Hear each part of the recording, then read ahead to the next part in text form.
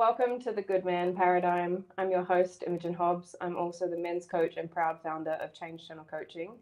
And I am super excited tonight because I have not only live with you guys, but live with me, Jess Cameron. So thank you so much for joining me tonight. You're welcome. It's a mission getting here. We got here and we're all sorted. But Jess is a mindset and relationship coach. And the first time I ever saw Jess was presenting at the National Sales Conference in 2024. And I just went, she's talking my language. I need to have mad conversations with that woman. And I'm pretty sure I got up. Well, I'm not pretty sure I did. I got up and I ran over and I gave you a hug when you were finished because it just felt so, like so much like what I needed to hear. But it was also really inspiring to see a woman get up there and like really call it for what it is and hand it to people. So I love that. Hopefully elegantly handing it to people. And do you know what's interesting, getting off a stage of 1,000 people and then just having someone run over to you as you're walking down the stairs? I'm like, I don't have security yet at this stage in my career, but I was like, I either have really pissed her off or really uplifted her. And so glad it was the latter. Yeah, it definitely was. It definitely was. So our topic tonight is about masculinity and masculinity through a woman's eyes and through our perspective. You work with men and with women and couples as well. And so I think, and we talked a little bit off screen just to figure out where we were going with this tonight. But I think one of the things that I really want to jump off the deep end with is, like, what was your first sort of like conscious understanding or realization of what masculinity was and whether that was, for men or for women, like what was it that really sort of brought that to your like, To my understanding? Well, I think unconsciously, when we're children, we're getting our framework of the world from our family unit, and we're also getting our framework of masculinity usually from our father and our framework of femininity usually from our mother. Right? So the female or the male caretakers, should we say, in whoever has raised you, we're getting an unconscious idea of what that looks like. My first conscious understanding, though, of what masculinity was, what it meant to me, was probably maybe 1 to 2 years into my marriage. So I was previously married and we were having a lot of, as most couples do, financial stresses. And I'd never been in a position where my finances was shared with somebody. I had never in my life gone into debt. So then marrying somebody that had gone into debt for many business opportunities, and that was all new grounds for me. And that caused a lot of strain on our relationship because at the time he was building his business, which I fully, like, very capable man. So fully backed him in being able to build his business. But it did mean that I was providing or predominantly providing. That strain, shall we put it, I remember one day going to the beach and sitting down with like a notepad and pen because one of the things that he had said to me was, I just feel like you're nitpicking me all of the time. Like I can do one thing and you come home and you'll find the 3 things I didn't do. Like the thing I did staring you in the face, and he's probably there like, yay, waiting for like the praise. And I'm like, this, why is these not done? And he was like, I really, sometimes I don't even know if you like me, with how much you're nitpicking me. And I was like, oh, I obviously do like you. I love you. And so I went down and sat on the beach and I was like, what is my actual framework of what a husband should be? Not who is Dennis, not who was the person that I was married to, but what do I believe a husband should be? Because clearly I didn't have these issues when we were dating. Yet when we became married, it flipped. And so I was like, why did I not really care about these things? Same position, but I didn't care about them when we were boyfriend, girlfriend. So something is now flipped where now he's my husband and I'm irritated at him a lot of the time. And so I sat down. It was almost like I wrote down my instruction manual my unconscious, which I tried to make conscious, my instruction manual of what a husband should be, number one on there was provider. And I was like, well, I understand where the nitpicking is coming from, because I was in a position where at that stage I was providing. And my dad was the provider, and a very good provider. And I've always felt very stable and secure financially growing up with him as a father. So now I'm in a position where I'm like, well, how are you going to support children if we have children? And I'm thinking all of this of my husband that didn't fit the exact replica of my dad at this stage in our marriage. And I went home after writing that list and I was like, oh, here's my unconscious instruction manual for a husband that I didn't realize I had. And I shared that with him and I'm like, I actually feel unsafe. And he was like, well, that's probably the most painful thing to hear as a man and as your husband. But it actually makes sense to me why you keep picking at me all of the time. Like why you're trying to control everything to feel safe. And he made a few really big, difficult decisions at that stage in our life and flipped it around and became the provider once more. And that really brought me a lot of security within him. So there was another stage in our marriage where he quit his job and wanted to start a business again. And I just started my coaching business. So I was like, are we going to fall back into, financial strain? But it didn't bother me. I said, go for it, quit, because I had trusted him now that if push came to shove, he would every single time step up. He would do it every time, step up and take those reins. So now I trusted him to essentially not provide as much for the time being. Yeah. That makes sense. He built that trust within me. Yeah. And then it didn't work out. Oh, yeah. And then we got divorced. We made it. If you see me looking over here, I'm just checking if there's comments. For anyone that's watching live, you can ask us questions while we're talking. I can see them and I will be checking periodically, and I would love to hear your comments and questions as we go through this. But I really appreciate you sharing that, because it is really, that projection of, like, what was our father and what did that show us? And then therefore, what should we anticipate or expect that to be? And how many of us are unconsciously expecting all of the time. Yeah. And expectations, I think that once you understand that, like, expectations just always lead to disappointment. Yeah. But I think that realization as well, of like, whose are these expectations? Yeah. Are they mine, or did I get them given to me by my parents and their parents and their parents? And how long has that been? Exactly. Funneling down. So in terms of that, like in terms of your experience in that, because being able to change that dynamic within a relationship is, for most people, very, very difficult. Yeah. To be able to shift those roles and things like that. So what did that do for you in terms of masculinity or femininity and whatever, dark, light, fast, slow, gentle, strong? Well, I mean, obviously make light of the fact that we are divorced now. However, he is still in very much how would you say? He shaped my life and he shaped who I am, and I will always love him. Like, he's still a very close friend in my life. It wasn't a bad breakup or failed anything. But that's a story for another day. But that taught me, that relationship, everything that I know consciously about feminine and masculine. And because before, it's all unconscious programming. It's all unconscious conditioning. And one of the things that taught me was how to, as a woman, hold myself in stress. Because me, probably like most people, when I'm stressed or strained, go into control, which is not my feminine nature, which is not feminine nature.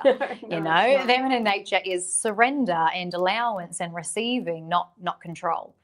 And so one of the things that I found was, I remember having this moment where I was trying to learn about what's the feminine approach. Yeah. So we need, practically, this is my practical brain, we need more money.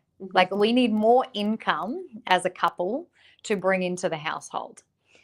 But if I just go out and get another job, work in my business and then also have a side job to make more money, that is going to make my husband at the time feel emasculated, feel like I'm doing such a bad job. She's got to work herself to the bones, like doing a bad job at providing. She's got to work herself to the bones to go in and bring more money. And even though that would help, it also then has detrimental effects on the relationship itself. And so I was like, what can I do that's not just the masculine approach? Like I was very consciously, like the masculine approach would be, we need more money, go out and make more money, go and do masculine energy, solve the problem, do, take action. And I was like, okay, what would be the feminine approach? And I have zero role model. I don't know about you, but zero role models of what that would look like to, not zero role models of feminine, but in this specific context. Like, what does it look like to just not go out and do and make more money? Yeah. And I thought, okay, what's the feminine qualities? Well, one, my emotionality, my sensitivity and my emotional intelligence. Being able to actually hold myself, though, in those emotions. So rather than just stressing out and then projecting that onto him, being able to regulate myself so that when he came and spoke to me about his stresses, I didn't just panic. Which previously I would just panic. What do you mean that's where our finances are? Where are we going to get the money? And I would start spiraling, which then, as a practical man, he learns, don't tell Jess. Don't share those things, because now not only am I stressed, I now have to deal with her stress. Yeah. And now I can't just focus. I'm trying to manage emotions. Let me just hold that all inside, not tell her, and just get the job done. Which is what most men do. And then a woman's like, you didn't tell me. You didn't tell us where we were at. Do you know what I mean?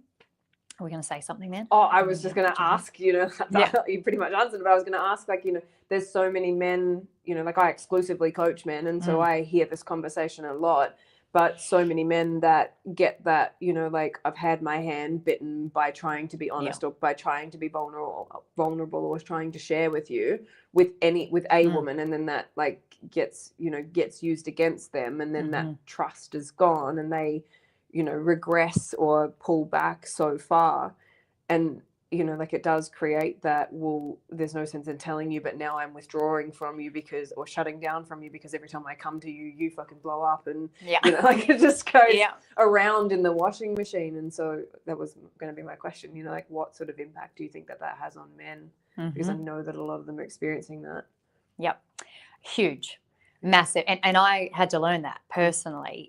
If I want a man to open up to me emotionally, because I want to connect with him, if every time he does that, I freak out, he is going to learn it is not in any way safe, desirable or safe to share that with her. So she might be telling me, oh, I want you to let me in. I want you to share your emotions with me. But I'm learning as a man, no, you don't want that, because it actually just stresses you out and freaks you out and makes everything worse. And so that was the one thing I'm like, if my strength as a feminine is my emotionality, then I better get really good at holding emotions and regulating emotions, And I also thought, okay, another feminine strength is intuition. Is wisdom and intuition. And so what happened is I was trying to learn these things, and he came and he spoke to me about a particular business decision he made. And I felt, well, what if you did this? Like, what if I think he wanted to, at the time, let go of a client. And we talked about it. I wasn't freaking out. I was emotionally regulated. And I thought, what if we hold on to them because it's not costing us anything? And, just had this practical conversation. He was like, yeah, cool. That makes sense. That client then not in a very long space of time afterwards, came around and became like a $20,000 client, like just boom, right off the bat. And then that continued to go. But at the time when they were smaller fish, it was, it didn't seem necessary to keep them. Yep. So my wisdom in that brought in money. I didn't have to go out and do it. He still did the thing. You didn't have to work any harder either. Exactly. I just was able to regulate myself in that conversation to give insights, because, when you're men, like anybody, when you're in the thick of it and when you're emotional, it's very hard to see clearly. So being able to have someone you trust bounce ideas off of and say, well, what about this? What about that? And then my other feminine strength is collaboration, my network of people. And so I thought, why don't you talk to this person that I know? I could set it up an introduction. What if we talk to this person? He goes, talks to that person, makes money. He is doing the thing. So I'm not emasculating him by going out and doing it myself. I am being able to hold his emotions so that he can feel the relief and the release of being able to actually talk about his stresses and be supported in that without me, because I'm supporting myself in that. Yeah. And then I'm able to offer wisdom and intuition and insights that guide him to go and do the thing and give him contacts that allows him to do the thing. So I'm like, I actually increased our family income without emasculating him and without having to go and do it myself, because I'm like, well, he's not doing it, so I have to do it. Or he's not doing it good enough, so I've got to do it as well. Yeah. And I think one of the things that I teach with the guys is creativity and desire come from the same place, right? Like they're one and the same, and how we use those. But creativity is the intuition. The idea is the intuition, and when we look at masculine, feminine balance within a person, male or female, it's like the intuition aspect, the idea is the feminine piece, and the masculine is what do I need to do now to create this idea? And when you're talking about it in that way, it's the perfect balance between male and female in those moments of you holding the creativity, the idea, the inspiration, that part, so that he can go and action it, and that just it just speaks so well to the balance that we can look for in ourselves, but also that we can facilitate between two people. And I think that's one of the beautiful things about I don't know how to say it, but that's one of the things that the guys get from working with me, is that I believe in them so deeply. And one of the things that I've seen from that, and that's just my normal state, but one of the things that I've seen come from that is most men are looking for someone to support them in that way. It's not necessarily about women have to do all of these jobs and men have to do all of these jobs, but how do you collaborate as a couple, as a partnership, as a pair, to run a household, to have a relationship, to have your own individual jobs, and for that to be collaborative rather than competitive, which is what I see so much as the fail of well, she should apologize, or he should go out and make more money, or he should be doing this and blah, and it's men are the problem, women are the problem, that whole blame backwards and forwards. And so to hear that in actuality, in practice, and the way that can work. And I feel a lot of men would be you would ever find a woman like that?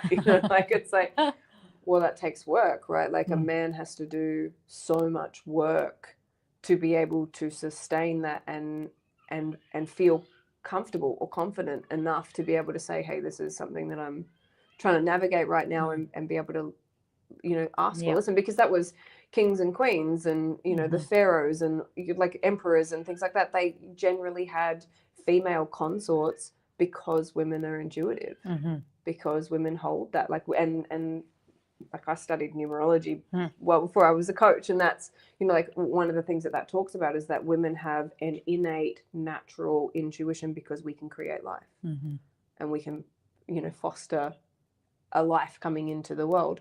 Men have the ability to bring the seed, but go out and create everything around that. It's complementary.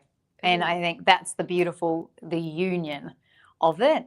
We have complementary strengths. And well, I don't know, maybe a bit controversial, but I think that is where feminism and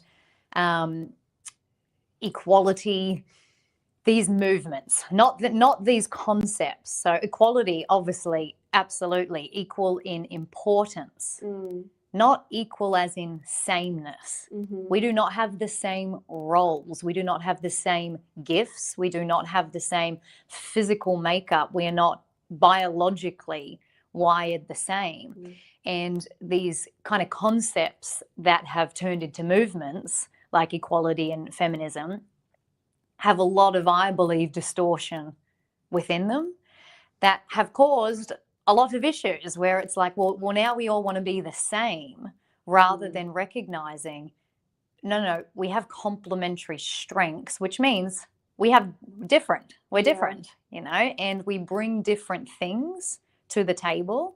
And so if I'm wanting a man to go out and strengthen his muscle of providing, right? If I want him to become more resourceful and more savvy and more wealthy and more have greater business acumen, well, then what am I doing to strengthen my emotional intelligence, my emotional regulation, my ability to be able to hold him in all of the stress that he will be under in order to go and hunt better, let's say, right? And so, and I think sometimes that's the part where we just want something from the opposite, from the partner or from the opposite sex sometimes. And it's like, I want you to do this for me. We don't often look at ourselves of, well, what's your compatible strength and what are you doing to hone that? And this is true for everybody. What are you doing to hone your compatible strength to bring to the table? Because we're not meant to be the same. No. And I've actually got like a quiz that I've built for people that are, like wanting a relationship, and it's like to identify, like what are the things that you want in a partner?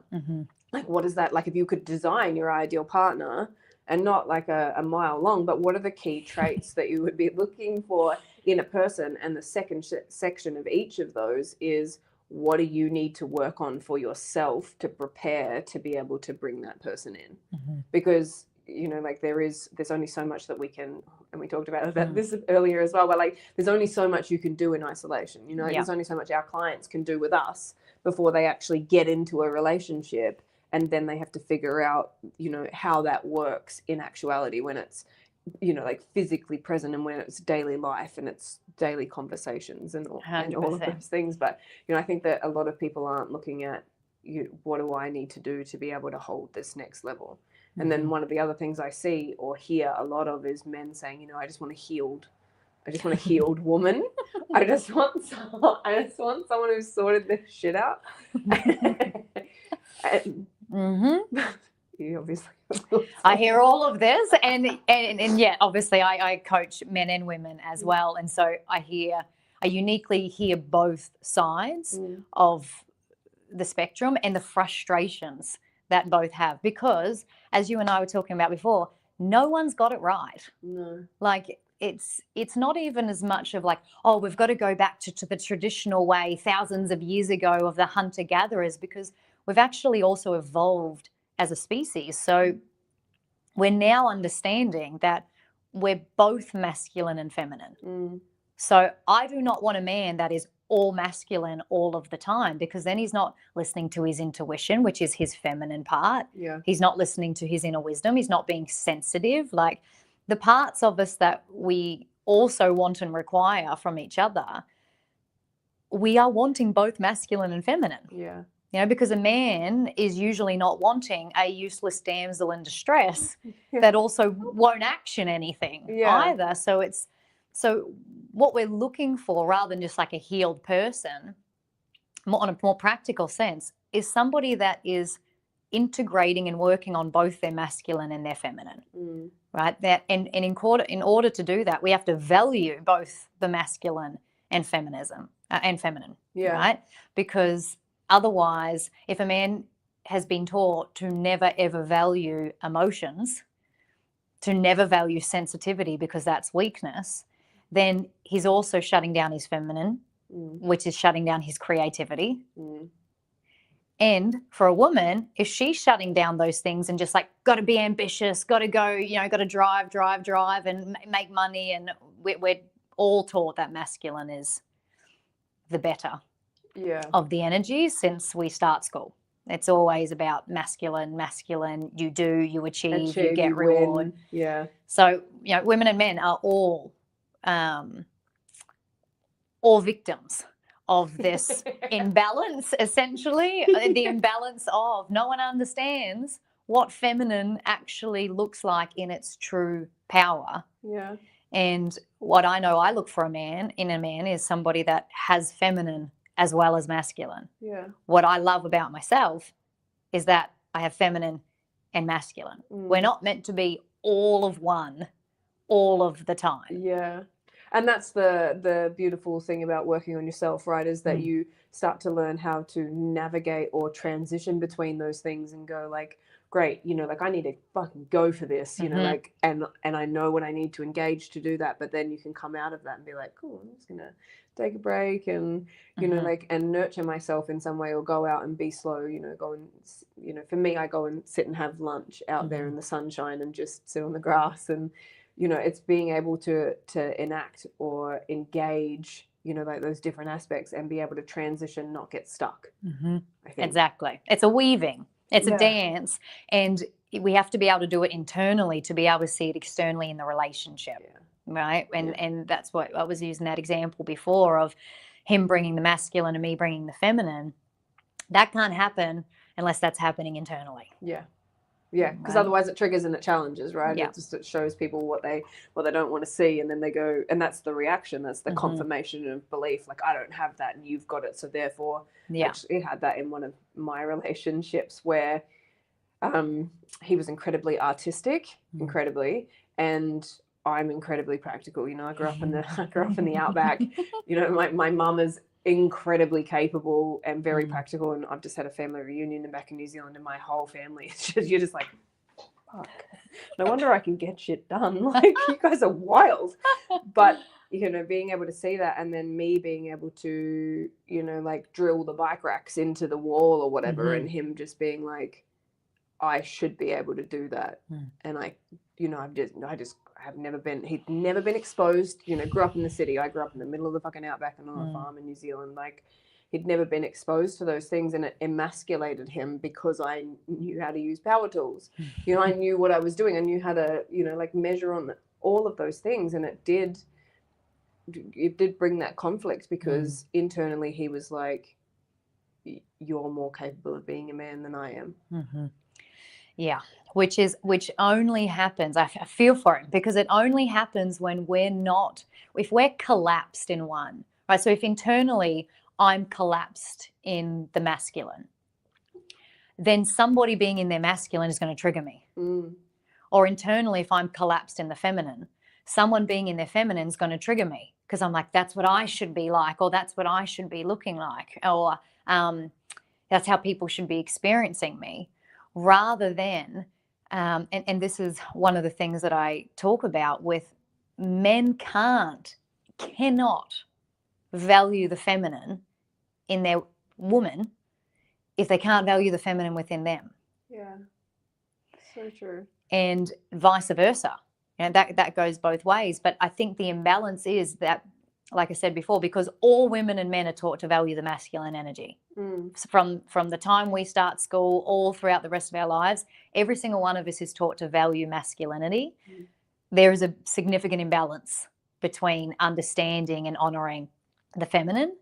And so we respect it in men and we respect it in ourselves. But the opposite is not, like, you can't truly love the feminine if you can't love the feminine within yourself as well. And so for him, because he was collapsed in his masculine, you were triggering him rather than being like, yeah, go get it, babe.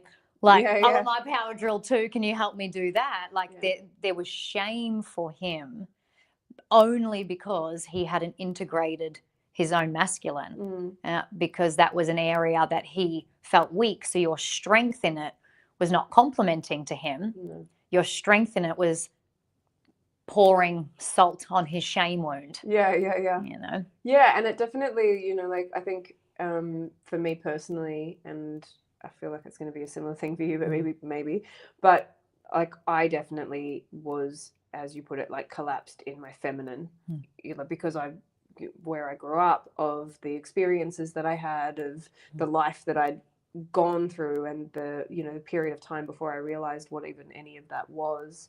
You know, it was like trauma. In my belief system, trauma puts women into their masculine immediately. And then to be able to get out of that, or to be able to come away from that, takes an inordinate amount of work. Work on yourself. And then I guess this is a conversation or a topic that I would love to chat to you. We can do it well, I'm here.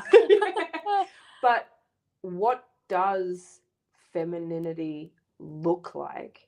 And if you have grown up a woman, a girl in your masculine, and the, you know, maybe the warrior archetypes are in your repertoire, they are definitely in mine, then, you know, like what does femininity look like for an individual? And, you know, like, because I feel like, you know, society has a view of, and the reason why the podcast is called the Good Man Paradigm is because society has a view of what good men should be. But I think also society has a disabling view of what feminine should be. Yeah.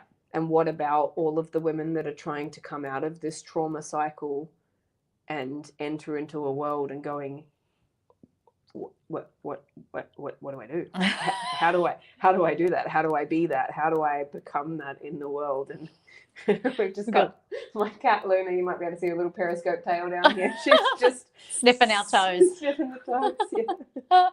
The feminine, the feline Exhibit has A. entered the picture. Great question, because we can't value something that we don't understand. And I do think that what I've known within myself, and then what I've seen in my work, and even just friends and family, just in my outside world, is the feminine is just not understood. Yeah. And one thing that I have struggled with my whole life, I don't know where I first got these thoughts, but I was like, I'm not gentle enough. Yeah. I'm not like meek enough and soft enough, and, you know. I want to hold your hand. I'm like, and I was like, oh no, like it's straight away, because we have that framework of the feminine is soft and nurturing and flowy and loving, and I don't relate to that feminine. No, yeah. Right? Yeah. But then I thought, well, then I'm not feminine. Yeah. But that's not true, because feminine is not a personality. And it's the same with men. Men think, well, I play footy, well, I build shit, well, I, you know, can fix cars, well, I make money, I can drill holes. This is all masculine. It's not. These are all just skills that we might be more naturally in tune with, based on our biology, right? And so the feminine is actually receiving. Being receptive and receiving. The feminine is intuition, is creativity. The feminine is sensitivity. And have you ever, you know, been around somebody that lacks sensitivity and they just did not read the room whatsoever? And I grew up around someone like that. Yeah. It's a gift. It's not a weakness. It's highly observant and being able to like navigate any situation and any terrain. And so you think in that sense of how powerful the feminine energy actually is. Yeah. Yet we wrap it up with this little soft, like, pretty bow of they've got to be real gentle. And I'm not a gentle woman, but that doesn't mean I lack femininity. Or sensitivity or any, And that took me a long time to learn, because I always just thought, I must be my tomboy, or like I might look like a girl, right? Yeah. But I was like, I grew up with brothers, and like I just wasn't gentle and I wasn't soft, and I still am a bit more like fiery and direct and action and stern, right? Than I am soft. And so I think the misunderstandings and the distortions around what it actually looks like is why we have an aversion to it. Same with men. If you're like, oh, be in your feminine, and they're like soft and sensitive and exactly, they're just going to be like, why? Like that, there's no appeal there for me whatsoever. And same with women. There's no appeal to that if you're trying to make a career for yourself, a life for yourself. If you're ambitious in any way, it's like, well, the feminine doesn't seem desirable to me then. It's only because we've misunderstood what the feminine is. We've misunderstood what the masculine is. So we have an aversion to it based on all of this conditioning. Yeah, and like it is that I see it so much, particularly with men, which is oh yeah, I'll just go to the gym and I'll like harden the fuck up and get over it kind of thing. And I'm like, physical strength does not equal strength. Like you're only as strong as your weakest part. Like, and the weakest part is the unconscious, the unseen, the things that trigger all those like perhaps collapsed masculine, feminine aspects or attributions, and those parts of you that like you're trying to protect madly without consciously knowing about it. And I think perhaps like speaking to what you were just talking about, it's like the depth and breadth of emotional awareness and emotional intelligence that a person has to be able to go from like, I understand my triggers and I understand, like my life's experience, my traumas and all of my family experience and all of those things. Plus I also understand what it takes to, perform at an elite level, or to have a goal, to have a dream, to have something that I'm incredibly passionate about. And the thread of the intuition between those places would determine or, amount to a person's, transit between masculine and feminine. And I think that for men, that seems to be particularly difficult to step into, because it's that like you had a gut sense, you had an internal knowing that was going to go wrong. Like there was, and you didn't listen. And your self-doubt is a far louder voice, and that overrode that. And so, like how many times I think it's the same. It's like, how many times have men been told not to listen to the gut instinct? And how many times have women been told to not prioritize that? And then how confusing does that message be? Yeah, this is why everyone's messed up. That's why everyone's confused. And welcome to society. We just made the problem far worse. But no, we haven't. It's that because it's confusing, people don't know what to do, right? And that's why I like having these conversations to make it make sense to people. Where okay, so the masculine is direction. The masculine is boundaries. The masculine is focus. The masculine is action. Discernment. We want those things. Everybody wants those things. Right? And the feminine, like I've said, creativity, wisdom, inner knowing, unconditional love, receptivity, nourishment. We all want those things. Life. Exactly. So I'm like, I think the real work is, and this is true for me too, when we have an aversion, either consciously or subconsciously in our system to either or, the feminine or the masculine, that's our work to do. That is our work to do. Amen. Right? For me, it was the feminine. Masculine's easy for me. For me, it was the feminine. And through my life experience, I have, because I'm still going to be a working on it, so much judgment towards the feminine. So much. Because to me, it was, the feminine is chaotic and unstable and so emotional and not logical or practical. I was just like, oh my goodness. Why are we crying about this? Can we do something? Like get a bit more of a masculine approach. And because there's wounding for me from the feminine in my life, I probably went far more the masculine way. Never saw that as a problem, because in this day and age, you got shit done. Masculine is exalted as the be all and end all. And so that has been a big journey for me on a practical sense. How can I love receiving and be just as good at receiving as I am at giving? Masculine is giving, receiving is feminine. So I'm really good at giving. But also that means I'm always in control. Yeah. Because the giver is in control. You're in control of what you buy or what how you wrap it, what you're giving them. Think about like giving a gift. Right? Every single step of the process, you are in control of giving that gift. The person receiving it has zero control. They just have to open it up and be like, wow, amazing. They didn't know what you're going to give them. They didn't know they were getting something. It's a completely different experience. So people that are only comfortable with giving are only comfortable with being in control.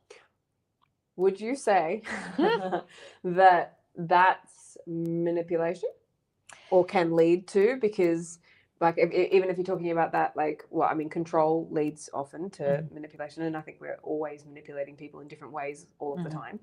Like this conversation is manipulating people's belief or perspective about, what they thought or what they think, or, giving them a different idea. So I don't think that that's inherent. Hey, you're all being manipulated. Who's that plan? But so I don't think that it's just like, everyone has narcissistic traits as well, like things like that. We're all, we can all go one of any of the directions, but back to that, it's like if you want to be in control all of the time, and particularly like in that like gifting example, it's like, is that also, or can that be construed as well in a way that is, like, I want to elicit this response, and therefore I will, like do only this. be the giver.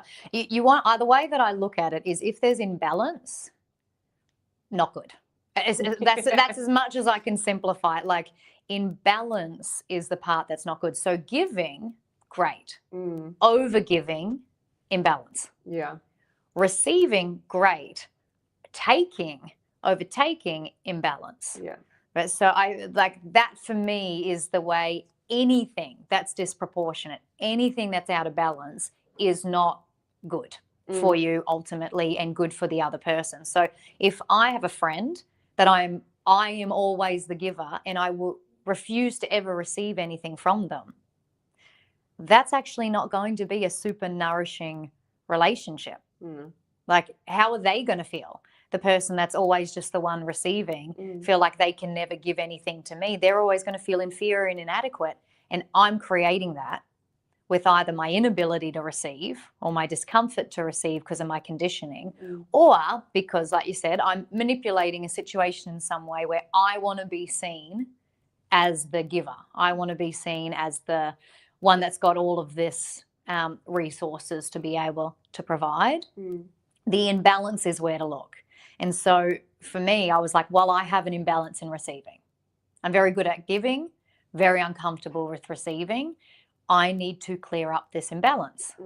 And receiving is feminine. It just always, the areas I struggled with seem to be feminine, right? Yeah. It's not a coincidence. And so I was like, I want to be somebody that when you give to me, my response is so nourishing and fulfilling for the giver that they just feel lit up. I've thought about it in this way. Imagine, like, when you give someone a compliment, well, we don't have to imagine it because we probably already experienced it. You give someone a compliment, they're like, oh, no. Yeah. No, stop it. Absolutely not. No, it's not true. And you just have to sit there for 10 minutes and listening to them shit all over your compliment. Yeah. And you're like, oh, prefer just to not tell you anything. Like, yeah, fine, no. And now I have to, for 10 minutes, try to reassure you that my compliment was genuine or make you feel better. That is not an exchange that now feels good. Yeah. Whereas imagine if I was to give someone a compliment and they were like, that absolutely has made my day. Thank you so much for sharing that and saying that out loud, because that actually means so much to me for X, Y, and Z. How am I going to feel about giving the compliment? Yeah. And so there's that beautiful symbiotic relationship between giving and receiving. If I receive really well, I'm also giving in that exchange. Yeah. And then if I'm giving really well, I'm also receiving in that exchange. And that's how it's meant to be. It's always meant to be a constant give, receive, give, receive, give, receive, because we have beliefs around giving or receiving is bad. Like, no, I don't want to take it. We create imbalance. And so we stop this beautiful flow. So overgivers always feel taken advantage of. Yes, because you're attracting overtakers. In fact, you're actually creating overtakers unintentionally because you won't let them give. And that like example of what your like magnetic attraction. Like you'll get what you're programmed for. You only know what you know, and you know what you've experienced. And if you don't learn something different, then it's always going to be the same. And so it is that like, and we see so many people do that and then go into resentment because like this person keeps taking from me, and it's like nah. And everybody takes advantage of me, and they're an energetic vampire, and I'm like, that don't exist, bro. You hooked them up. You said yes. You said take it. It is so true. And it is that, like, I guess like how. I want to ask you a question. I go into one thing, and I'll do that in my brain. How uncomfortable was it for you to learn how to receive? What not to horrific. Okay, great. I was like, horrid. Not to presume that it was uncomfortable, actually. Horrid. It was. I share this example, and I've shared it before, but I was at a stage in my life where I was very resentful that I wasn't feeling supported. And people would give me advice. I'm like, it's shit advice. Get better advice. Like, I'm always giving good advice. Why can't people give good advice? Like, I was in that state. I'd kind of clearly had spiraled myself into so burnt out, giving all of the time, needing support, but then not feeling like anybody was there to support me, and being like a real snotty bitch about it. And then I was walking around the lake of my house one day, and I had a friend join me for the walk, and I started talking about where I was at with my life, and it was a really nourishing conversation, because she was giving me lots of advice. She was listening well, and I really valued her advice. And there was something that happened mid-conversation where it was like this click of discomfort within me, where I then started being like, well, what about you? What's going on with you?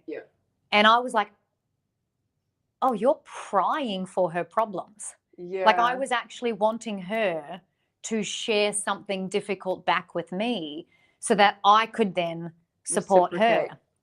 And I went upstairs after that, and I thought, I caught it. I thought, Jess, you were finally getting this support that you said you're not getting, and you became uncomfortable with receiving that then you tried to turn this scenario into one where you left it, having been the one to give the support, having been the one to give the advice. And I really checked myself on that and realized, you're doing this to yourself.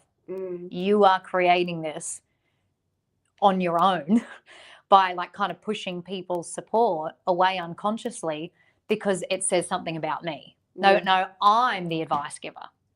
I'm the strong one. I'm the strong one. I'm the fixer. I'm the fixer. I'm not the one that needs help. And so when somebody's giving me help, I'm like, yuck. What help do you need? What help do you need? And then I'm complaining that I'm burnt out, that everybody comes to me with their problems.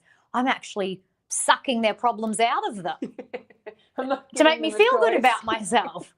Right? And so when I realized that, I was like, you have to tidy this up. You have to clean this up. And I had another then experience not long after where I was in a very difficult space, and I had a friend come over and hold my hand. And my immediate thought was, snap out of it, Jess, she needs you. And then I was like, okay, yep. And then I realized she had recognized I needed support and had come over to hold my hand, and I immediately wanted to vomit. I was like, ugh. Stop holding my hand. Like literally was like, lean into it. Like I caught how uncomfortable I became immediately when I realized she was trying to support me. And I was like, where does this come from? Like all these realizations or reflections I was having. And I was like, lean into that, Jess. And I did. And I tried to relax my body and tried to have that support. And after that, she said to me, I wanted to talk to you about something for 7 years. I'm like, 7 years? I can't even hold on to the end of the movie if I've predicted it already. Right. And so I was like, what? And she goes, I have felt so much guilt our entire friendship because I felt that when I went through a hard stage 7 years earlier, she goes, I felt like I gave nothing to you and you just always giving me advice, always helping me, always supporting me. And then I gave you nothing. And this entire friendship, I have felt inferior, like inadequate, like I've not given enough.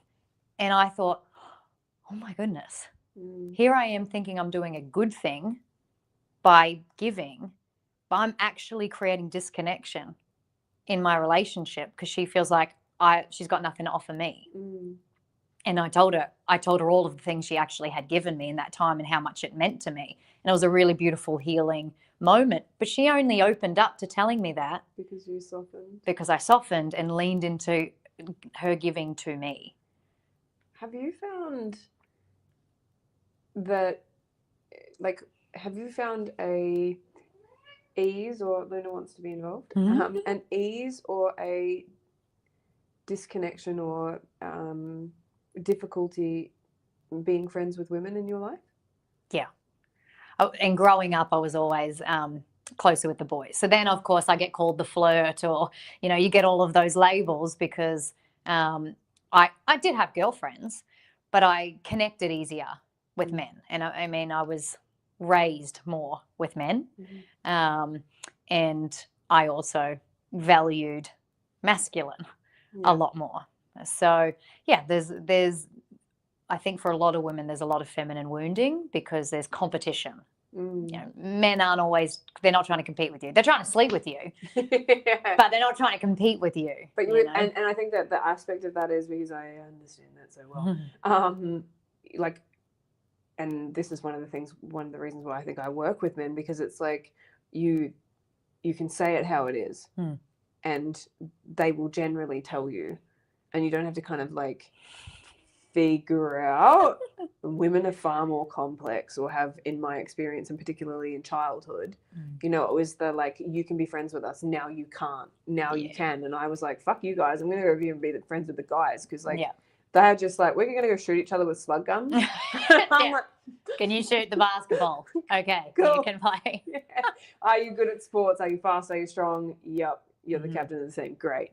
But whereas women, it always felt like this murky, you know, and it's interesting, you know, like again, like 15 plus years into personal development now, I'm like, oh, I can see all of that. But at the time, it's like, you know, like women were a far greater, like I'd been, you know, had lots of sexual abuse and trauma and things like that, but women were a greater adversary than men. You know what I mean? That's sad. It's a sad experience that we have. You know, I again believe if the feminine was restored to its rightful place in our society, we would not be experiencing that, because it's because masculine is competition. Yeah. Right, and competition inherently is not bad, but how that plays out when it's out of balance. Yeah, and collaboration can still be encouragement. You know, like collaboration can still be like, you know, like we do a similar thing. I fucking support you. You know, like get all the people over there, have the conversation, do the thing. Like, you know, there's probably still a competitive element between that, but it's collaborative because it's like, well, I respect you. I respect what you're doing. You know, like, and I'm assuming it's vice versa, but yeah. But it is that, you know, like where did that get lost in our society? And like, I think the feminist movement has so much to answer for, but it is putting that in. And I can't remember her last name, but her first name's Alison, and she's been working predominantly with masculine. Alison Armstrong? Yeah, I think Older so. woman? Yeah, since brilliant. 91. And I was listening to her interview on Modern Wisdom a couple of weeks ago, and one of the things that she said really landed for me, which is like women are looking for men to be strong in the same way that we are strong. And men are looking for collaboration. They're looking for, that's not the word, Complementary. That's the word. It's the C word. It's in there somewhere. Yeah. Looking for complementary, but because for us, like men come into a relationship and then we're like, you should be able to fix that, but you're not fixing it the way that I want you to fix it or the way that I would do it. So therefore it's not good enough. And men are like, you can do all these things that I can't do. You know, that's wonderful. But women are going into that, you know, like competition with each other and with the other as well. And I feel like that's, you know, it's messy out there. Yeah. It's messy here for us. Because when someone doesn't feel safe, they go into control. And so I think part of the problem is that women perpetually feel unsafe. Yeah. We are, without doubt, the physically weaker species. And so it is wired essentially in us to feel less safe than the males on the planet. Right? And so if we're carrying that within us, then we can definitely, not checked, have a tendency to be more controlling. And on the flip side, men can get very confused with what leadership looks like, and they can go into control and domination. Right? And so there's a distortion to both, to everything. Yeah, there's a flip side to everything where it's you have to catch, because I think people are confused. I mean, like, well, do you want me to lead? But then that's controlling. Then that's telling you what to do. Then that's disempowering or, dominating or conquering. And I'll just let you do what you want. And then women are like, I want you to lead. And but not in that way. But not in that way. But don't do that. Right. And don't put it there. Yeah, it's definitely a confused state of being. And I think, you know, like for all of us, like, well, maybe this is a better question. Like how, from your perspective, from what you've learned and from where you sit and what you observe with other people as well, you know, like what is the fundamental starting point for us to shift the scales and start to bring some form of balance? Good question. Great question. What's the starting point? I think I touched on it before. I believe the starting point is understanding the feminine and actually also understanding the masculine and being able to know what do they mean? What do they look like? So understanding is one, and then awareness around what do you have repulsion or aversion to within yourself? Is there an area that's collapsed for you or not as developed for you? And then with that awareness, bringing some work into how do I heal that? What do I do? For me, I'm like, okay, I don't receive very well. Well, okay, how do I heal that? Just practice receiving better. Yeah. You know, like it's as simple as that. I didn't have to go on some whole big massive journey to heal that. I just had to choose a different pattern in the moment. Do you feel that being online and having a presence online has helped you with that? Help me with what? In what like way? Receiving, in terms of like, you know, like I get my fair share of hate for sure about, you know, like what right do you have to do doing what you're doing, but I also get a lot of support, and I get a lot of people being very complimentary about what that is, and I assume that you would get the same from your podcast and from your posts and from your work and things like that. And so do you think that that's helped you with like being able to receive? I've never considered that before, if it has or not. Yes and no, because for me, I could receive all of those get all of those compliments, but not truly receive them. And that probably happened for a long time until I learned more how to receive. Because I believe for me, receiving is like truly receiving, not taking. Receiving is an open heart. And so there have been plenty of times where I'll get a compliment, oh, that's so nice, or oh, wow, thank you, they didn't hate it, versus feeling, like actually feeling the compliment and feeling like the gift that compliment is, or them sharing something. I have gotten way more sensitive with that now. Like I can get teary-eyed, I can feel really emotional with those compliments, whereas before it was almost like validation that I wasn't being shit. Like validation that they didn't I hate didn't do me. a bad job. Right? Validation that some people liked it, not everybody did, as opposed to really receiving another person and what they are giving in that moment. So I think I've noticed the difference because I'm online as well in how the receiving is happening versus what it used to be before. And so for me, it was actually more working on it in my relationships, like my personal relationships, because that's where I felt more uncomfortable. Yeah, I just wondered when you were talking about it before, like whether that had had an impact or had any effect, because there was one thing that I heard from Teal Swan, like she was saying, like your haters are your best friend because they'll pull out the parts of yourself, the shadow that you don't want to look at. They'll pull those parts out of you and pull it into the light. And so, I always look that's definitely true. And when people say things, it's like, do I have a reaction to that? Yeah. And if I have a reaction, well, that's my responsibility to work on until I don't have that reaction anymore. And then I kind of know if I get that comment again and I'm like, oh, that's interesting. Great. But I feel like the same can be true on the other side of that, if that's the exposure or, experience to aid that journey potentially. Yeah. I have a question, but I just want to quickly jump in and say, if you're loving this conversation and you're really enjoying this, please pop a comment on, or if you're watching this after we've been live, then please chuck some comments and let us know what you enjoyed, what you want to know more of. But please like and share this as well, or hit the subscribe button would be rad.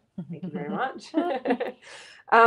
In terms of the balance or how we can start going about that, like, yes, a person can look at, like where the gaps are or where the triggers are and where the shadows are and what they want to understand or balance more for themselves. For women that are stuck, shall we say, in their masculine, do you think that, so one, I feel like this is going to be a loaded question. Yeah, I'm gearing up. So if a woman is single, plus also had experienced trauma in her life, and maybe she's done some work on it and maybe she hasn't, and she's in her masculine, do you think that she can get out of that and stay single, like while she's single, like completely? Get out of the masculine and stay single? This is a loaded question. I was about to go one way and then I thought, oh, actually. You're welcome. Is she only expecting to be in her feminine? Well, it would be more around, like, because I see a lot of women, and I've been one, and I think we've gathered that you have that as well, which is the, like you've gone through the majority of life in those masculine attributes. More predominantly masculine, yeah. And so what I'm curious around is, like, what do women need to do to be able to come out of that? And is it really possible to come out of that and be single? Yeah, so yes and no. We can learn how to, this is where you're going to get into realms of, can you receive something monetarily through manifesting? So there are ways to create what we want and need in the world, in our feminine energy. It doesn't all have to be masculine. Yeah. And that was what I was saying earlier on. I had to learn, how can I actually physically bring more money into the home in a feminine way? So I didn't go out and do it, but I was able to assist in creating it. So yes, you can still be a single woman and be in your feminine if you were to learn to trust the power of the feminine. If you'll learn to trust that it's not only masculine that is going to create something. And I think that is, like, that's the seat of our power, is knowing, how can I be safe, achieve things, have everything that I want in a feminine way, rather than it's only possible if I'm in my masculine. So yes, I do. I mean, it's going to take a lot of work, but yes. And by work, I mean a lot of trust, because that requires so much deep reconditioning. Like, you think as soon as you're stressed about money, you go, I've got to go make it. Rather than, like, so the way that I view it is, let's say I'm stressed about money. I used to say, how is the money going to come? That's a masculine way. Problem, how do I solve it? Yeah. What's the fix? The feminine way is, oh, I wonder how that money's coming. Yeah. How am I going to receive that? How am I going to receive that? And it's not, I want to be real careful, because our conditioning always says that's being lazy. That's just doing nothing, sitting on your hands and being like, everything come to me. I just want it all given to me. I don't want to work. It's not about that. It's about having a deep sense of trust that everything that you need always comes to you. Every single thing in that. The flower doesn't think, how is the sun going to shine on me today? Yeah. Like, when no one's questioning in nature, nothing is questioning where it's getting its support and sustenance from. We, who are still a part of nature, we are the ones that think we're going to be destitute, we're going to be homeless, the money's not going to come, we're not going to be able to eat. Like, we're the ones that have those fears because we're disconnected from the give and receive cycle. We're creating imbalances within that, is my belief. Yeah. And so when we're truly plugged in, the fear isn't there. So it doesn't mean that you don't do anything. I can still go out and do something to make money come in. But the energy is, I need money. Oh, I wonder how it's coming. Yeah, and that's like, are you relaxed about it or are you stressed about it? Yeah. Right? And do you think that that's getting closer to, I want to be careful with the use of this word because I don't mean it but like closer to divinity. Yeah. Like your own divine state. Well, I think in the way that we use divinity then, I think being in the true feminine, being in the true masculine is the highest point. Because for me, that is, you are now completely aligned and in harmony with the universe. Yeah. Because the universe is feminine, masculine. It's those energies are interweaving all of the time. Yeah, it's the actual reality of infinity, right? Yeah. Like a constant give and take, move through flow. What do you think is the, like, obviously we're doing this, well, my target market is men, and so that's well, we've probably talked a lot about feminine for them. But I think that's a really big, I think it's a really important conversation to be having, because, and I said this to you earlier, but I don't think enough people are talking about, like what it looks like for women to be in their masculine and what that means for the ability to have relationships, and who needs to do the work, who needs to show up in those things. And that question around, like, can women drop if men can't hold in relationship? So controversial. I don't believe so, no. And maybe we can remove the women and men and put masculine and feminine, in the sense that the masculine is the initiator. This is where people get really up in arms and angry, because with equality, it's like, no, men and women should be doing the exact same thing. We both have the exact same responsibility. And in a sense, yes. But when it comes to masculine and feminine energy, I, as a feminine, if I'm in my feminine, cannot receive if you are not giving. Right? It's empty. Exactly. I cannot surrender if you are not leading. And so the masculine energy is the initiatory energy. It initiates, it implements. So without the initiation, nothing can happen from that point. And so I think, men could be very upset by that. We're like, well, I don't want to go first in the apology, or I don't want to go first in the making the plans, or whatever it might be that they're being asked to sort of take the lead in. Or I don't want to change anything about myself, but I want her to be more feminine. Yeah. And I do believe, and this is, for anyone listening, this is no judgment, because we can acknowledge None of us have this right. We're going to keep saying that. None of us have this right. We've not got it sorted. We've not got it sorted. But for a man to say, I wish she was more feminine, is the least masculine thing. Yeah. That, a man saying that in that moment that he says it, he is not in his masculinity. Because someone truly in masculinity would know, if I want her to be more feminine, I am the initiator to that. I have to step up to that. Exactly. So if I want her to surrender, if I want her to soften, I have to lead or hold, or I have to soften myself, whatever it might be. I have to contain. I need to do something in order for her to drop. And so when someone says, I just want this from her, there's a misunderstanding that the masculine goes first. Because that feels unfair. Feels like, no, I shouldn't have to go first. I feel like for a lot of men and women, it sounds like women get to do absolutely nothing. They just get to sit there and suck a lollipop and twirl their hair, and they can be bitches, they can be rude, they can be controlling, and they don't have to do everything. I've got to provide, I've got to protect, I've also now got to lead and contain their emotions. I have to do absolutely everything. What actually is she doing? And that's a very fair response, and I've had that response. I'm like,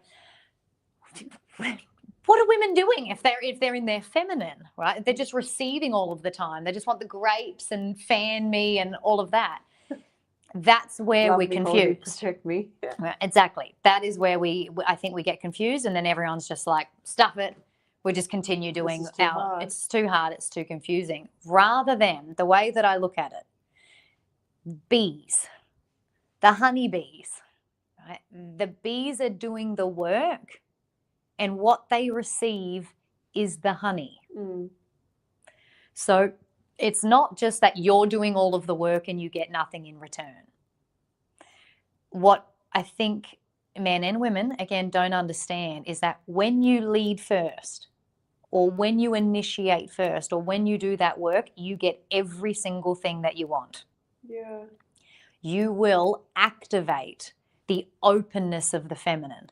Yeah, bloom. To bloom, you will get the most beautiful flower you've ever seen. You will get the sweetest honey you've ever received. You will have men being like, geez, I wish I had a woman like yours. Like, she glows, she beams, look how she treats you, she appreciates you, she supports you, she loves you. How do I get that woman? Every time I see a woman like that, I know that she is loved properly by a man in the masculine. If I see like a wilted flower rose of a woman, I know that there's probably some dysfunction in that relationship where the masculine and feminine's not being understood. And so I think that's the important part, that for a man, it's not that you have to do everything. You receive everything that you want. The more you step into that masculine, the more you understand, you hold an enormous amount of power to be able, but the power that they've thought they've held is distorted. Yeah. They're like, I hold this power to provide, my strength. I hold this power to provide financially, my resources, rather than knowing I literally hold the power to make my woman or my children or the women around me blossom into the most beautiful, sweetest energy that I could receive. I hold that power. I also hold the power to crush it. And so the way that I look at a man being, I wish that she was more feminine. It's like you've put a flower on the bench and it's gone wilted and rotted and ugly and smells, and you're like, I don't want that flower anymore. Yeah. Rather than realizing you were the one that was meant to nurture it, nourish it, water it. You're supposed to put water. You were supposed to do something, Right, and then you'd get this beautiful flower rather than going, I don't like this anymore. I want a new one. And it's not for women to be irresponsible. It's not for us to be like, I'm not blooming unless you love me. It's not about that, but there does have to be an understanding that you can't without it. You know, you can add so many parts to it. You can try to bloom within yourself, but if you're in relationship, Yeah. if you are in a relationship, no, I don't believe so. And I think one of the other aspects of, and the other side of that is that, and this might, I don't know if this will land well or not, but I don't know if there is a better source of passionate power for a man than to have a woman stand behind him and say, I love you and I believe in you and I know that you can do this. Mm-hmm. You know, like the magnification of what he can achieve because she believes in him. That's the power of the feminine, the magnification. So the truest power of the feminine is you will multiply everything. So you bring me home a beast, I'm going to make coats, Yeah. I'm going to make blankets, I'm going to make a stew. I will amplify and multiply everything that you give me. And that is the perfect way to describe, if you go first as the man, you're not just giving and then get nothing back. You get back tenfold. You build the house, she will make it a home. You give the seed, she will give life. Exactly. Yeah. It's literally built into absolutely every single thing. Yeah. And you know, I know this is a graphic example, but for the men that are listening, this seems to be the one that makes sense. It's the same sexually. Yeah, yeah. If literally. you put in no effort, you might ejaculate quickly, but you think about the experiences where she's been fully open and she has surrendered and she's received you, and it's been like this divine experience, ecstasy, and you have put in effort, but you got a 10 times better experience for yourself. Yeah. Not just you did it for her, but for yourself. It was way better for you. You didn't miss out because you had to give a bit more.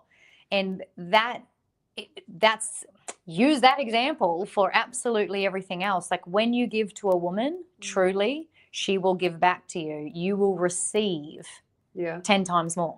But and in that same sort of example as well, right? Like if a woman's not safe, she's not going to surrender to you sexually. Oh.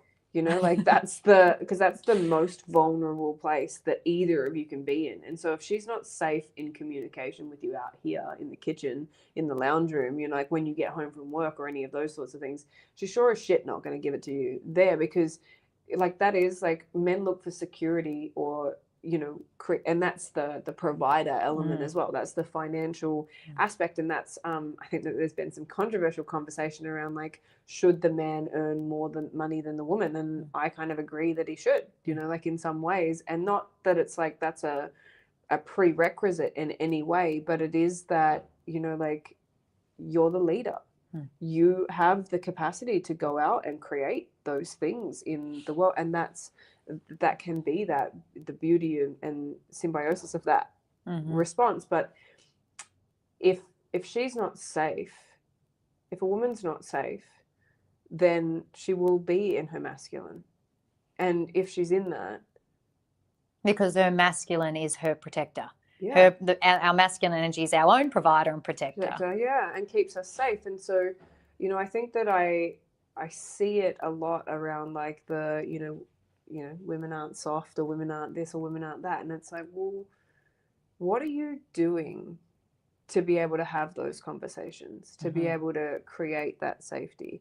And, you know, I actually spoke to a couple of clients today and some other people today around this, which is that when you do the work, it's not an immediate response, you know. It's not like, well, I'm working on it, so it should be fixed. Yeah. It's like and I always go back to the gym analogy, which is like if you start going to the gym, it's like a month before you see results, and then it's like a whole nother month or 2 months before people around you go like, whoa, you look really good. Yeah. And I think it's the same in terms of the internal work, except we don't have a physical representation of that. When you're working on the mental and the emotional aspects and the spiritual aspect, there isn't a physicality to that. And so I think that particularly men, like I think women see it slightly differently because because women are naturally more emotional and chaotic in that sense. But I think because men, we're working on more tapping into that,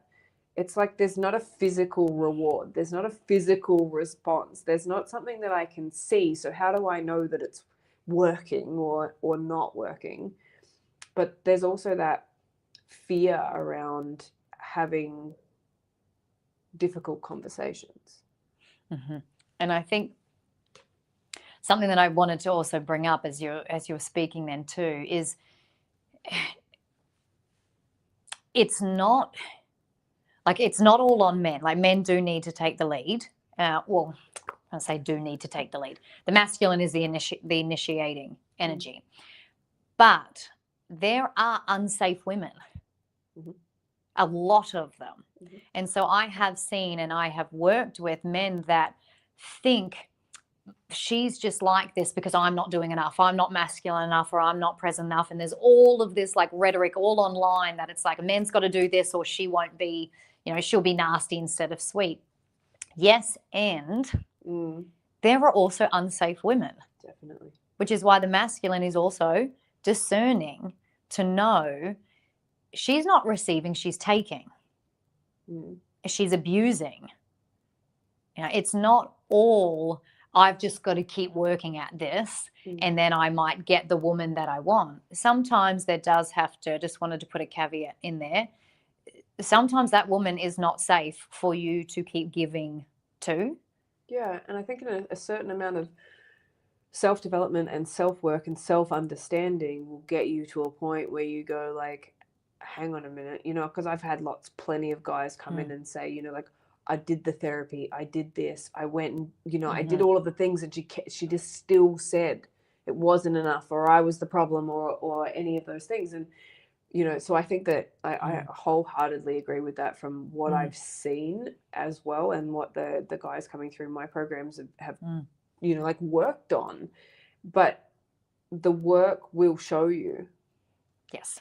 And that's where I was going with that. So I wanted to your point, say her response or your children's response to you is your physical evidence of the internal work that you're doing. But I wanted to add that caveat that sometimes it won't change because sometimes you'll have to leave. Sometimes you're going to have to leave, right? There are imperfect women and there are imperfect men, and I would say to any woman you leave an abusive man. I'd say to any man you leave an abusive woman. Yeah. So and the same with a business relationship or a friendship or any of those things. And I think that that's one of the biggest aspects is and the fear is that people start developing themselves and then the friends go, you've changed, or you've what's wrong with you, or why are you like this now? And so I think it's the focus is definitely for this conversation has been relationships, but I think that occurs so deeply in our outside world. And are people geared with the emotional fortitude to be able to walk away from family members, to be able to walk away from friends, to be able to leave jobs? That's a huge, because that puts the provider aspect into jeopardy, really. Is that well, what if I do take the risk and I leave the just the bookshelf having a time and I leave the toxic work environment? And I've had so many clients that just hold so tightly, and I'm like, you're miserable and every time you go on holiday you get better. And then you go back to work and then you're miserable again. But you stick to that because the fear is, well, it pays well. And money is the predominant. And that's my value, is what I provide financially, is the resource that I bring. And that's why there's a misunderstanding of, well, it's just providing financially is the only masculine trait. No. Or it's the most important trait. No. A man who is grounded, because that's masculine, within himself, self-assured, doing what brings him passion and purpose, that's masculinity. It's not just making money or having the ability to make money. It's and a woman is going to feel that and highlight that to you in relationship if you're not fulfilled. Yeah. and they can feel that you're not fulfilled. You're just making money, but you're miserable and you're snappy and you're angry and cool. Thanks for the money. That does take care of our security, but the relationship is still dying. And this is where I think so many men get so hurt, because they get cheated on or the wife leaves, and because they're like, I was doing the things. Yeah. I was bringing expected things. I was bringing home the money. And I'm like, how many conversations did you have with your wife where you're like upset? You say, well, I'm providing. What more do you want from me? I'm going to work. And she's clearly expressing that she needs and wants more, but it's not, I want you to give me more. Well, it shouldn't be.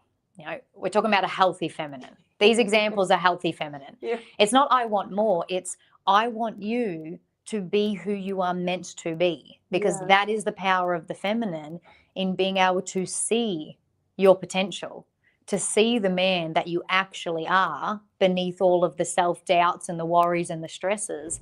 And we crave that. Yeah. You know, we want you to bring that out in you, to be the best version of yourself, and just making the money is not enough. It doesn't cut the mustard. Right. But then men are like, that's what I have been taught is enough. And it's a very painful experience for men, because I do not, just like a man will never, ever, ever be able to truly comprehend what it's like to be pregnant, to give birth, to breastfeed. Like, they will never psychologically and physically understand that. I do also believe that women will never truly psychologically understand the burden of providing. Like, closest would be a single mother, 100%. But even then, deep down, part of that is finding a man that will then take that role eventually, and take that role off you and support. We don't actually have, I'm not going to say all of us, some do, but that mentality of the buck stops with me. You know, like, if there's an intruder at the house, I'm not going outside. I'm sending my partner. You know, like, at the end of the day, the buck stops with the man. And that is an experience, I believe, that women will never be able to truly understand. That's their role, just like they can never truly comprehend our role.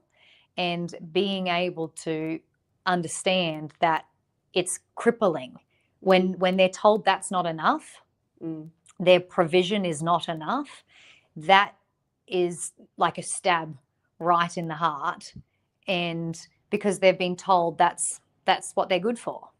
Yeah, and I think, you know, like, so much of that is that, and I actually asked this question to my, sort of like, my courage method is 4 phases, and I asked the guys in phase 4 the last time I ran that, you know, like, we were doing some alternate identity stuff, and they both were able to pull out what that identity was. One was the playboy, and, you know, things like that. And it's just, you know, I asked them, like, underneath all of those things, what is it that you're actually looking for? And all of them said connection and communication. And that's, I think, one of the hardest things for men to come to the table for. And I think that, like, that's definitely not a stab, but that's a societal and experiential development that's happened from all of the messed up stuff in our society that says that this is what men should be and what men shouldn't be, and you know, this is what women should be, and this is the competition in that between us, which is that everyone's competing all of the time now. But I think that also that, you know, like, that experience of, like, harden up, dry your eyes, princess, go out and get on with it. You know, like, I work with guys that work in the middle of the outback, and they've actively said in sessions, you know, like, the measure of a man out here is who works the hardest and the longest. And they will compete to work harder and longer. And, you know, I had one guy say to me, you know, I realized that I needed help with the fencing, but I couldn't ask the neighbor to help me because then I would feel like I didn't know what I was doing and that would put me at risk. And so I would rather it take twice as long and fuck around and figure it out than feel embarrassed by asking or put myself at risk of not knowing. And I'm like, such a common experience. Yeah, it's wild. Yeah, it is. And I think in this conversation, I'm also acutely aware that we are two women having this conversation as well. And so I do want to speak to what you were saying before when Alison Armstrong talks about women are trying to make men the perfect woman. Essentially, the perfect version of what they think the perfect woman will be. We do also have to honor that men care about strength, and men care, like, it's not that we're suggesting that they shouldn't compete or that they shouldn't want to work hard. That is absolutely not the conversation. I want to make that very clear, because we're not trying to take that drive and ambition and power and that's sexy. That's what we want. That's what we crave. We do not want to take that away from it. Go and do that. What the conversation is about is that there are areas within a man, this is probably the good man paradigm that you were talking about, that you're unhappy because you're not tapping into that, like your creativity or your intuition. Or your passion. Yeah. It's not getting rid of this, it's adding. It's adding to it. Richard Cameron, 5212, has said, I thought I should mention that I was here. We love that you're here. Thank you.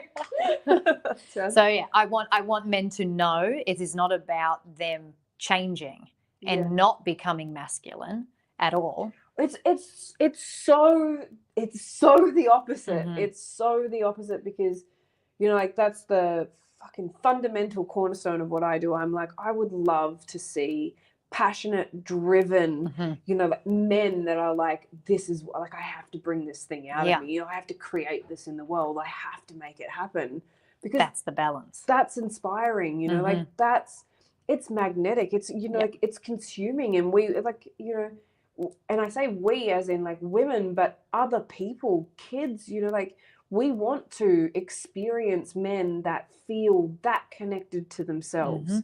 They know where they're going. They have that discernment. They can say, that's not a good use of my time. I'm going over here. Like, I have to create this thing. Like, get out of my way if you're not on that mission. And to be on the mission to discover what is your truth in the world. Yeah. Like, what are you here to actually do? And what happens when you feel that drive and you feel that connection, you feel that passion, and you're, like I would say to everyone, like Change Channel and men's coaching, for me, is the physical representation of my intuitive passion in the world. I just, I'm not gonna lie. You can see, you can hear it, and you can see it. You're just lit up. Yeah, but it's like, so I want to help men get to that point, where they are doing something that they thoroughly believe in the world, because we all get a better experience from that place, but they get a better experience of being them in the world. And so it's definitely like, I love that you pulled that out, and I think it's like it's so important that it isn't about weakening men or making them less than. It's like, or making them more feminine, or softer. It's about being able to navigate. It's about being true. Yeah. And you can't be true to yourself if you don't know yourself, and you don't know yourself if you've been conditioned into, I should be doing this, I should be doing that, this is my obligation and duty. And that is the interweaving of feminine and masculine. The masculine is work hard. We love a man that works hard. Work hard, but work hard at the thing you intuitively know is your purpose. That's the combination. Are you just working hard, hammering a nail? Or are you working hard at the thing that you're like, this lights me up? This is my creativity in the world. That's the joining point, right? And I think that you see an entire flip in a person, in a man, in a woman, when they're on that path as well. I think that we often see, like, if a man is lit up and he is in pursuit of that, his health changes. Like he physically looks different.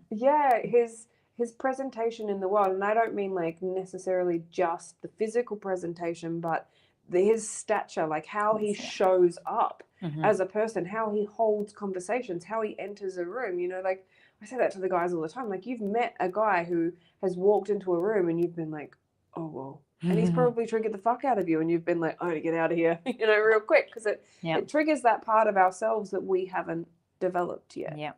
That's what being around those people does, as you said earlier. But it is just about seeing like more men in pursuit of themselves. And so many think, like, I can't be selfish and I can't prioritize myself and I can't do these things because that would be selfish. But my perspective on that, and I would love to hear yours, is that selfishness is one of the, maybe we need to rename it, but self-prioritization is the fundamental aspect of being yourself in the world. And from that point, like, if you can't, as you were saying before, in similar terms, like, if you can't love yourself, you sure as shit can't love anyone else. And you definitely can't receive love, because if you don't know what love feels like internally, how do you know when it's coming to you? And what does that, and how do you know what represents love if you haven't internally understood what is my measure of love? What do I need? And so I would love to hear your perspective on, like, I don't know if selfishness is the right word, but authenticity and honoring yourself. And I think that's the way that I view it. It's not about, selfishness is I don't care about anybody else, I only care about myself. That's very different to when I honor what is true for me, everybody around me benefits. That's what it looks like. That is the difference. Everybody around me benefits when I am true to myself. Yeah. And that's true for men and women. Anybody that's think, oh, it's selfish to choose me or to pick me or to even consider what it is that I want. I'm like, everyone around you is worse off when you are doing that.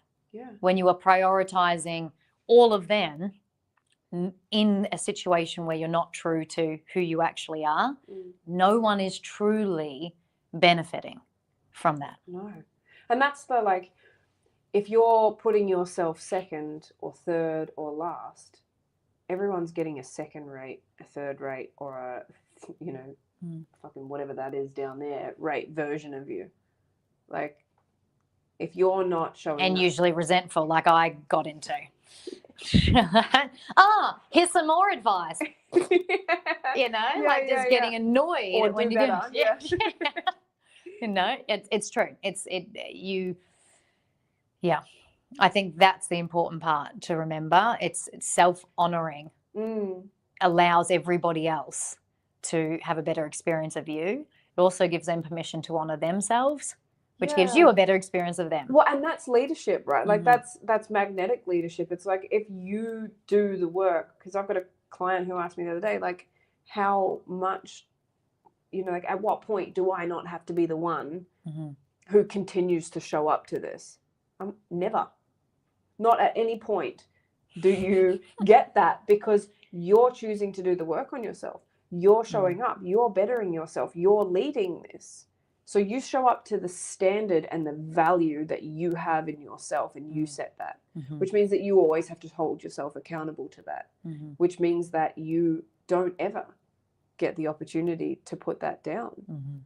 And I think that that's a really, like, maybe that's a really robust way of looking at it, but it's not that she doesn't ever get to meet that. It's just that you're doing the work. Like, for me, I think I'm the same. It's like, and I don't want to assume what you would be thinking, but for me, it's like, well, I'm choosing to do the work. So if there's a difficult conversation to be had, and I'm waiting for that person to start the conversation or initiate the conversation, and then holding that resentment because they're not doing it, well, I'm not showing up to the work that I've done. I'm not showing up to the value and the respect and the standards that I apply first and foremost to myself. Exactly. And I think that's the key. Like, that's got to be the mindset key, where you're not doing it for her. Ultimately, like, if that's where people are getting stuck, where I've got to do all of this for her, I've got to do all of this for her as a man. You're not doing it just for her. You're doing it because ultimately it is also what is best for you. Yeah. In the end, right? Like, that is how you become a man. So rather than being like, oh, I've got all these pressures on me, I've got all these expectations. She always wants blah, blah, blah. And yeah, sometimes the women are unreasonable with their expectations, like 100%. And boundaries, a man needs boundaries, right? And set those in place. But the resentment of the giving is because there's a misunderstanding that I get in return what we were saying before. I get self-esteem. I get self-assurance. I get personal power. I get respect. I get people that look and be like, geez, that's a man. Like, look at everybody around him is better because of him.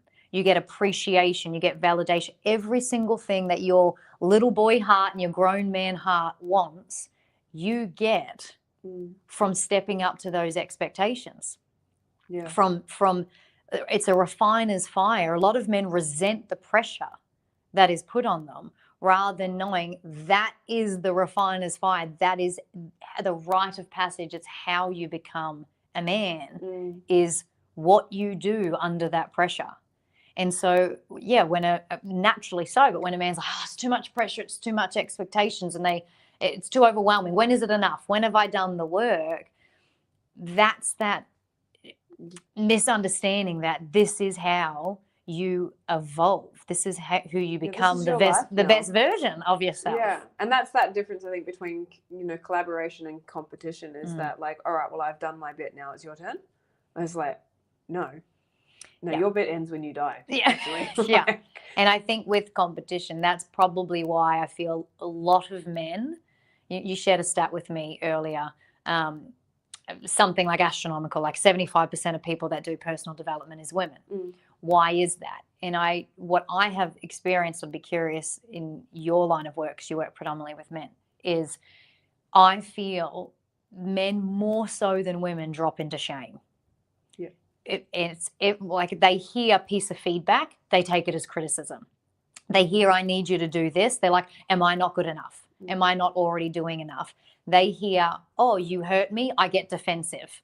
It's like all of those reactions that we have, which create a lack of safety in the communication, where a woman's trying to say, this was my experience, and then you blame. It's because they really struggle deeply with shame, rather than being like, that's a piece of feadback. I can take that on board. Let me go work at this, which is often what women do. If they hear that feedback, a healthy woman, a healthy feminine will take that feedback and try to go and develop and grow. That's why we're doing all this personal development. But for a man, they hear it as, I'm not good enough. That little shame monster comes out and absolutely ruins the show. Yeah. And sucks the entire room. I've said to my partner before, as soon as I'm trying to tell you how I feel and you go into shame, which is, oh, I guess I'm just a terrible partner. Oh, I guess I'm just shit. Oh, I guess I'm just the worst partner in the world. I'm like, as soon as you go into, I know that you're reacting that way because you feel bad. Yeah. Because your intention was not to upset me and you feel criticized. But as soon as you go into that shame spiral, there is no more room for my emotions. There's no more room for my expression. The entire conversation now is about you and about how I have to reassure you that you are good enough, and then walk away being like, cool, he now feels good enough, and I did I actually even get hurt in that, and I'm still upset. If men can deal with that shame gremlin and not go into that place, go into, we are all imperfect. Yeah. But I think because men, when they come out into the world, you've got to be strong. You're the pillars. You can't be the weak link. And if they cry, shame. If they can't do something, shame. In competition, they lost, shame. Because they are wired like that, I think shame hits them so much deeper. Yeah. And so that's an area for them to look at, because you will not be defensive if you don't have shame. If you go, I'll cop that because, I'm an imperfect person. Yeah, cool. I've got something to work on. I'm going to work on that. Take that home and go for it. I can see why it would have come across like that. That wasn't my intention, but I can really see how that was your experience. When shame is not present, the entire dynamic is completely different. And so I want men to hear that no one has ever expected you to be perfect. Yeah. No one has ever expected you to hold the entire house up all on your own. Yeah. You have powerful women that are by your side with their complementary strengths doing that as well. You have the space to look at your intuition and look at your wisdom and look at your creativity. Don't, if anything, work on the shame. Well, yeah, and the ways I think that shame show up out loud is like fear of embarrassing yourself, worrying about what other people will think, worrying about what other people will say, worrying about if you're going to get criticized and if you're going to get all of those things, you know, like I think that a lot of men don't really want to say out loud, like, I feel shame, but most guys that I speak to will say, like, my number one fear is embarrassment. Yeah. It's not being good enough. What if I follow that passion? It doesn't make money. What if they judge me? I mean, my dad's got a story that is like the epitome of that, which is he was out at a dam in the middle of the outback. He was young. He was with a mate. They went for a swim in the dam. The mate drowned. Dad had no idea that he didn't know how to swim, and he wouldn't tell Dad that he didn't know how to swim. That's devastating. It's terrible, but you know, like that's stayed with my dad around don't take risks. Don't take risks because you could die. That guy took a risk, but when I heard that story, I was like, he died of shame. Literally, because he didn't want to say, I don't know how to swim. And I think, you know, that's heartbreaking, because if we look at the, you know, I don't actually know what the stat is, but if we look at the suicide stats, you know, like it's astronomical for men. It's wild. And women are naturally more emotionally communicative. We are faster to come forward and talk about things, and we will get together and we will talk about stuff. And, you know, like often that happens in detrimental ways as well.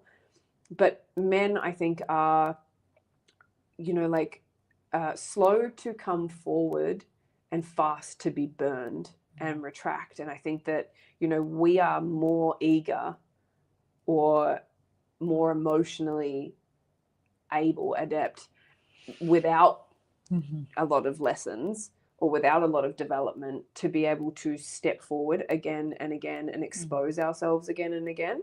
And I think that men have that, like, as you put, like that shame piece that says, like, I tried and it went really wrong, so I'm going to come all the way back here and I'm never coming back out again. Because we're not expected to be strong. But that's the truth.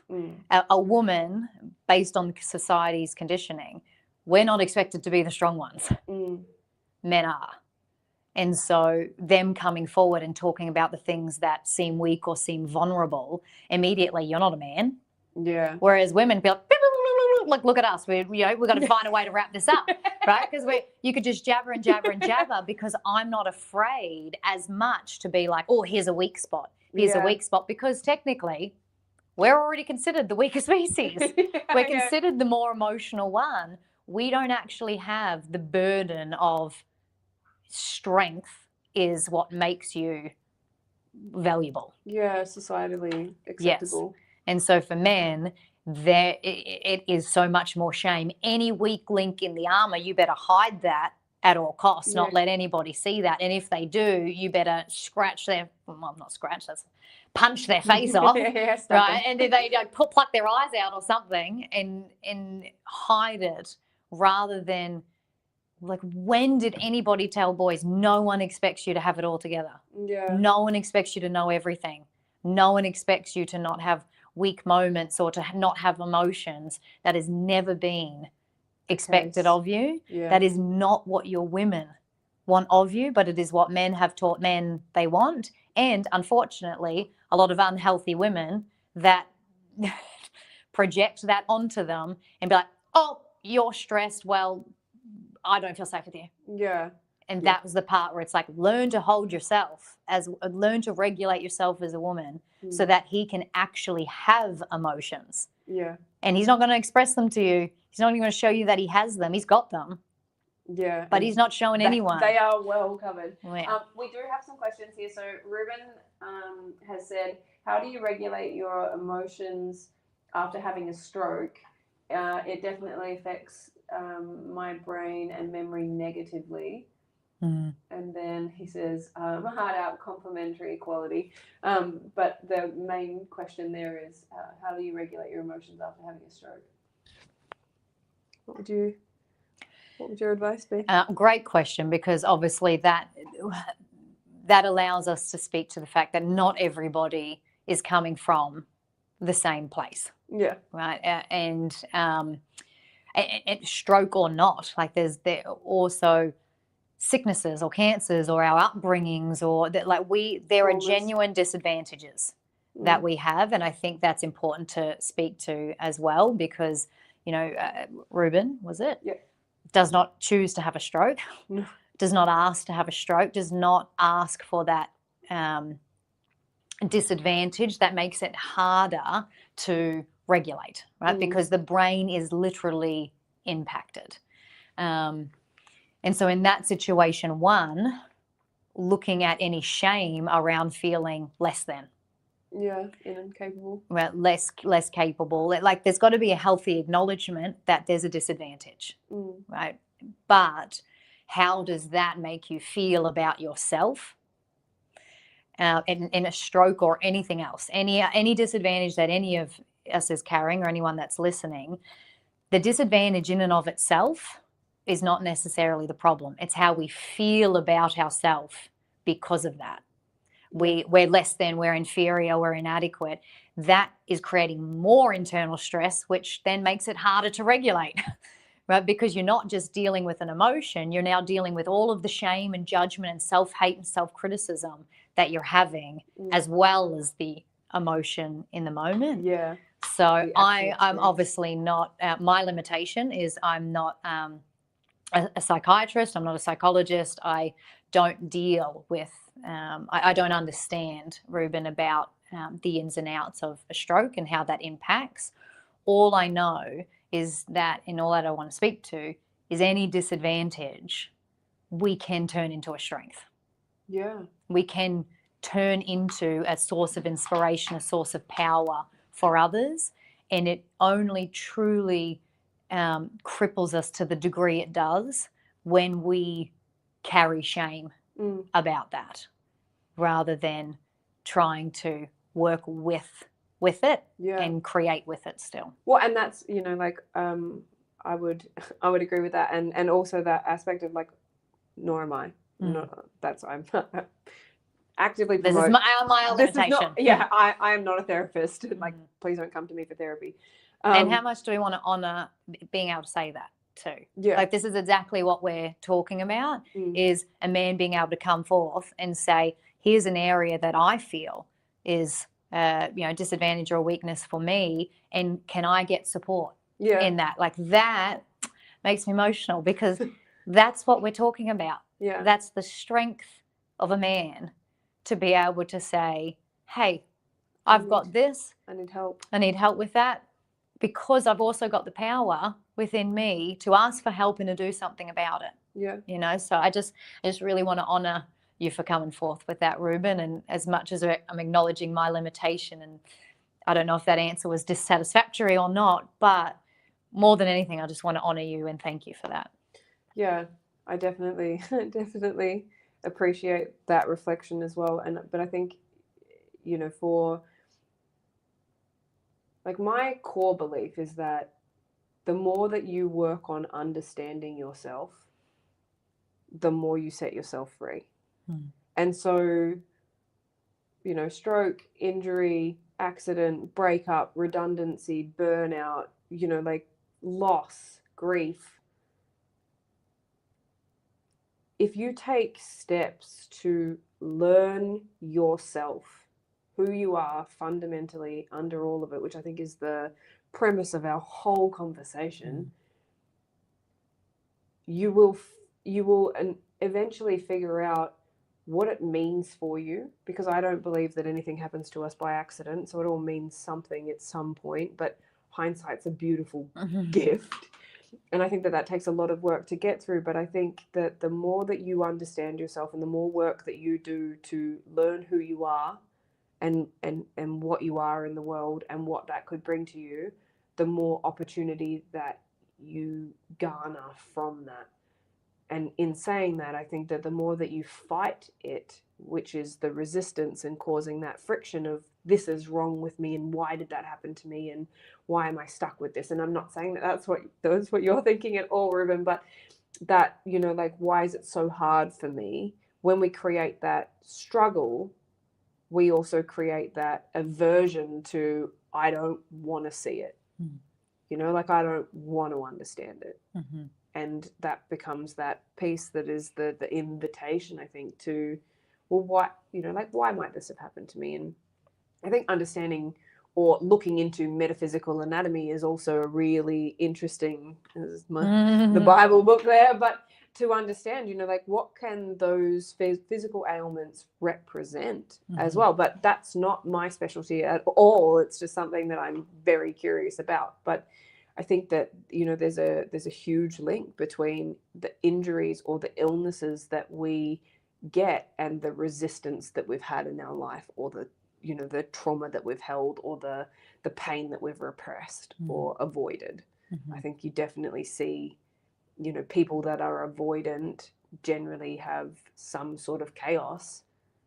Mine was redundancy and loss. And so, like, if we see that, we can see the opportunity, but I think that you can see when people are avoiding something, because if you don't listen and you don't listen and you don't listen and you don't listen, eventually something blows up.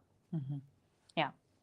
And I think a lot of people in the personal development industry like to just focus on positivity and positive thinking, and that's why I'm sort of saying, you know, for Ruben, it's like, we acknowledge the limitations for anybody. Like, when we have limitations, it's not like, oh, we pretend that they're not there. It's like, no, we acknowledge that they're there for ourselves, but also trying to spend more time acknowledging what strengths are there too. Yeah. What, like, sure, you might be able to, it's harder to regulate. So that might be a muscle, like learning to walk again. That might be a muscle you got to put a lot of effort into to developing. But we spend so much time focusing on our limitations rather than acknowledging that they're there, and that makes things harder, as well as, like, what are my strengths? Like, how much time am I actually sitting in? What are my strengths? What are my capabilities? What am I still very good at? What do people come to me for? And what has this created more time in my life for as well? I think, you know, like, one of those things is, like, I always look at the positive, and I always think, you know, like, if you're looking for the problem, you'll find the problem, but you can't look for a problem and an opportunity at the same time.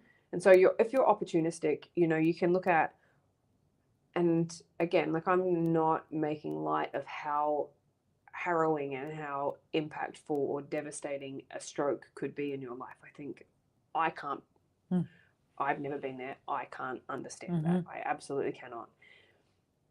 But I would assume that there were some things that made you go slower.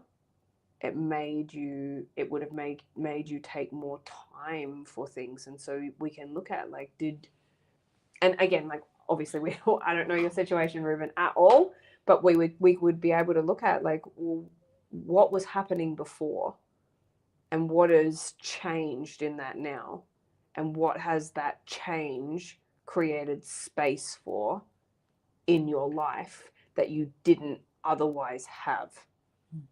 Those are the sort of things that I would be looking at in terms of, like, you know, what are some of the opportunities, what are some of the beautiful aspects of this, once, you know, like, once where, because it is a huge change, it is a huge challenge, and that is detrimental, you know, there's a lot to get through in that. And so, like, once that starts moving, it's like, well, what has now become available to me that wasn't before? Because there's plenty of people that have had horrific injuries and then become international inspiring speakers that, you know, help people change their lives. But I think that comes down to the person and the potentially the openness to investigating that. I love it. Right. Well, I don't know the time, but how are we going to wrap this up, Imogen? Darcy Bridges just said, I would recommend Ruben seek out an occupational therapist if he hasn't. That's a rad recommendation. where can, thank you.